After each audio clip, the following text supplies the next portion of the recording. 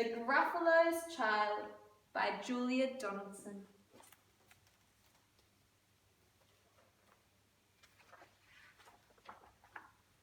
The Gruffalos said that no Gruffalo should ever set foot in the deep, dark wood. Why not? Why not? Because if you do, the big bad mouse will be after you. I met him once, said the Gruffalo. I met him a long, long time ago. What does he look like? Tell us, Dad. Is he terribly big and terribly bad? I can't quite remember, the Gruffalo said. He thought for a minute and scratched his head. The big bad mouse is terribly strong, and his scaly tail is terribly long. His eyes are like pools of terrible fire, and his terrible whiskers are tougher than wire. One snowy night, when the Gruffalo snored, the Gruffalo's child was feeling bored. The Gruffalo's child was feeling brave, so she tiptoed out of the Gruffalo cave. The snow fell fast and the wind blew wild. Into the wood went the Gruffalo's child. Aha! Oh-ho! A trail in the snow. Whose is this trail and where does it go? A tail poked out from a log pile house. Could this be the tail of the big bad mouse? Do you think it's the mouse's tail? Let's see. Out slid the creature. His eyes were small and he didn't have whiskers. No, none at all. You're not the mouse. Not I, said the snake. He's down by the lake, eating Gruffalo cake. The snow fell fast and the wind blew wild.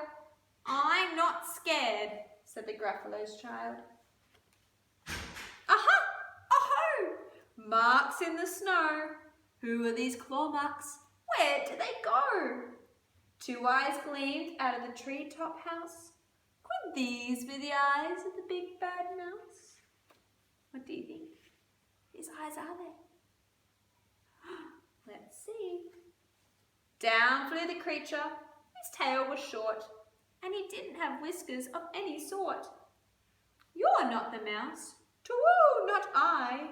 But he's somewhere nearby, eating Gruffalo pie. The snow fell fast and the wind blew wild. I'm not scared, said the Gruffalo's child. Aha! Oh-ho! A track in the snow. Whose is this track and where does it go? Whiskers at last, and an underground house.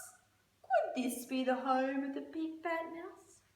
Whose house do you think it is? Let's see. Out slunk the creature. His eyes weren't fiery. His tail wasn't scaly. His whiskers weren't wiry. You're not the mouse. Oh no, not me. He's under a tree, drinking Gruffalo tea. It's all a trick, said the Gruffalo's child, and she sat on a stump where the snow lay piled. I don't believe in the big bad mouse. But here comes the little one out of his house. Not big, not bad, not a mouse at least. You'll taste good as a midnight feast. Look, what does the snowman here look like? It does look like a Gruffalo, doesn't it? It's a funny one, a Gruffalo snowman. Wait, said the mouse, before you eat. There's a friend of mine you ought to meet. If you let me hop up on a hazel twig, I'll beckon my friend so bad and big. The Gruffalo's child unclenched her fist. The big bad mouse, so he does exist.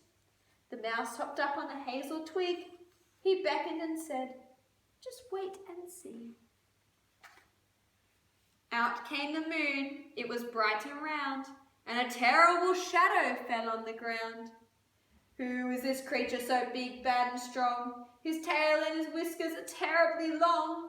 His ears are enormous and over his shoulder, and he carries a nut as big as a boulder.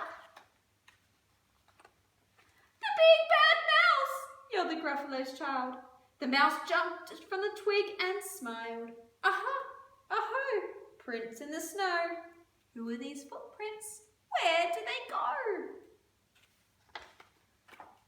The footprints led to the Gruffalo cave, where the Gruffalos Child was feeling less brave.